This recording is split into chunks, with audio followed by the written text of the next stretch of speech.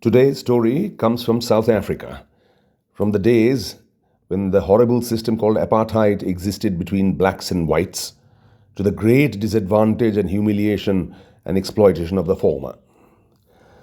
It was written by Alan Paton, the same man that wrote Cry the Beloved Country, the novel that I have found most heartrending about the situation of apartheid that existed in South Africa. This story is called Halfpenny. Of the 600 boys at the reformatory, about 100 were from 10 to 14 years of age. My department had from time to time expressed the intention of taking them away and of establishing a special institution for them, more like an industrial school than a reformatory. This would have been a good thing, for their offences were very trivial and they would have been better by themselves. Had such a school been established, I should have liked to be principal of it myself, for it would have been an easier job. Small boys turn instinctively towards affection, and one controls them by it, naturally and easily. Some of them, if I came near them, either on parade or in school or at football, would observe me watchfully, not directly or fully, but obliquely and secretly. Sometimes I would surprise them at it and make some small sign of recognition which would satisfy them, so that they would cease to observe me and would give their full attention to the event of the moment. But I knew that my authority was thus confirmed and strengthened. The secret relations with them were a source of continuous pleasure to me. Had they been my own children, I would no doubt have given a greater expression to it. But often I would move through the silent and orderly parade and stand by one of them. He would look straight in front of him with a little frown of concentration that expressed both childish awareness and manly indifference to my nearness. Sometimes I would tweak his ear and he would give me a brief smile of acknowledgement or frown with still greater concentration. It was natural, I suppose, to confine these outward expressions to the very smallest, but they were taken as symbolic, and some older boys would observe them and take themselves to be included. It was a relief when the reformatory was passing through times of turbulence and trouble, and when there was danger of estrangement between authority and boys, to make those simple and natural gestures which were reassurances to both me and them that nothing important had changed. On Sunday afternoons, when I was on duty, I would take my car to the reformatory and watch the free boys being signed out at the gate. This simple operation was watched by many boys not free, who would tell each other, "In so many weeks, I'll be signed out myself." Among the watchers were always some of the small boys, and these I would take by turns in the car. We would go out to the Potchefstroom Road with its ceaseless stream of traffic and to the Baragwanath crossroads and come back by the Van Wyckstraat Road to the reformatory. I would talk to them about their families, their parents, their sisters and brothers, and I would pretend to know nothing of Durban, Port Elizabeth, Potchefstroom and Clocolan and ask them if these places were bigger than Johannesburg. One of the small boys was Halfpenny, and he was about 12 years old. He came from Bloemfontein and was the biggest talker of them all. His mother worked in a white person's house, and he had 2 brothers and 2 sisters. His brothers were Richard and Dickie, and his sisters Anna and Mina. "Richard and Dickie?" I asked. "Yes, sir." "In English," I said, "Richard and Dickie are the same name." When we returned to the reformatory, I sent for Halfpenny's papers. There it was plainly set down. Halfpenny was a waif with no relatives at all. He had been taken in from one home to another, but he was naughty and uncontrollable and eventually had taken to stealing at the market. I then sent for the letter book and found that Halfpenny wrote regularly, or rather that others wrote for him till he could write himself, to Mrs. Better Marman of 48 Vlak Street, Bloemfontein. But Mrs. Marman had never once replied to him. When questioned, he had said, "Perhaps she is sick." I sat down and wrote at once to the social welfare officer at Bloemfontein, asking him to investigate. The next time I had Halfpenny out in the car, I questioned him again about his family.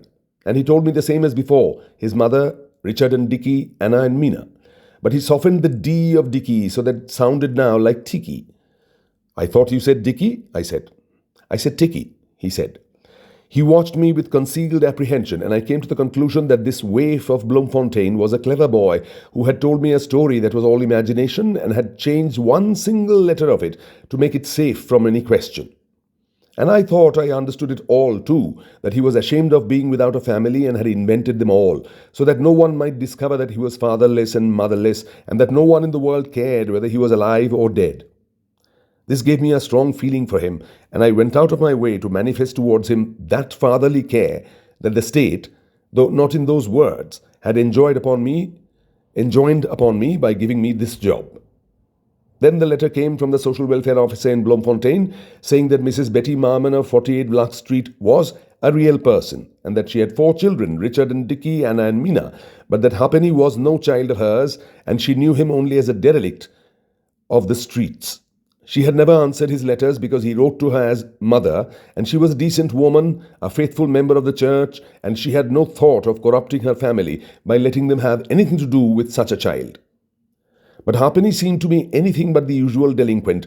His desire to have a family was so strong, and his reformatory record was so blameless, and his anxiety to please and obey so great, that I began to feel a great duty towards him.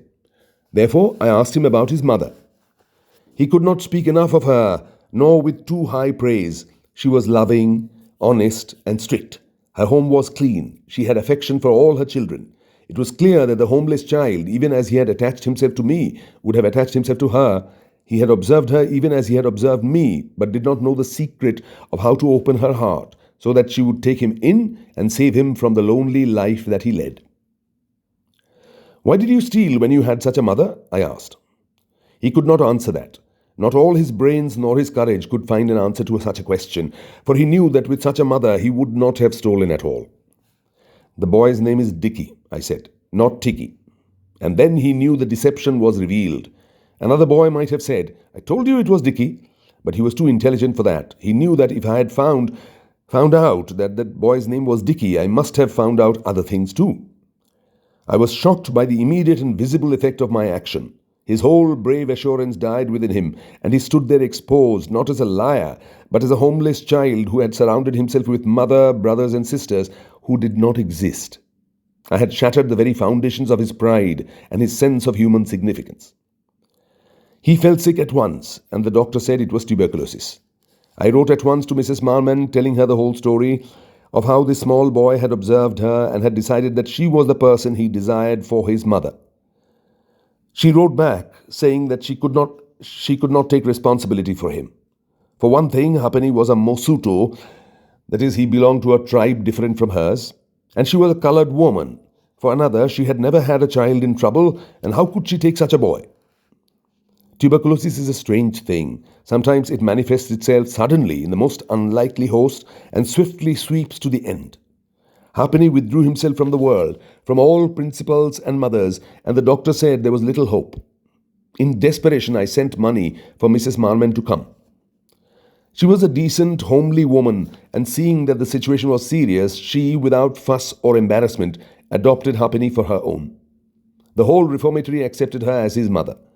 She sat the whole day with him and talked to him of Richard and Dickie, Anna and Mina, and how they were all waiting for him to come home.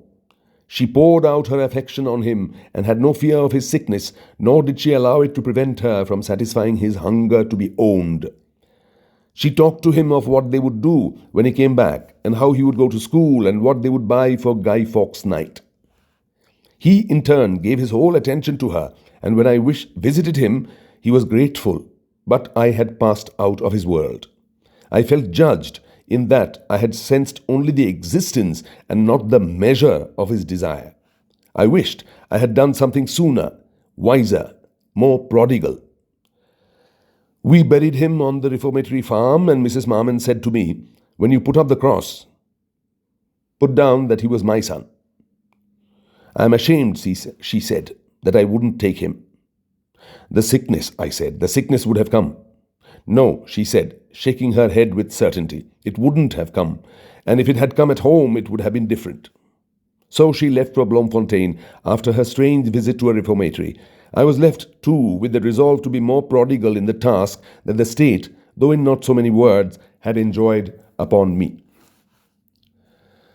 As I keep saying, I choose stories which talk about the resilience of the human spirit as well as its fragility, and how painful loneliness is, and how important sympathy and camaraderie is, and affection and friendship is.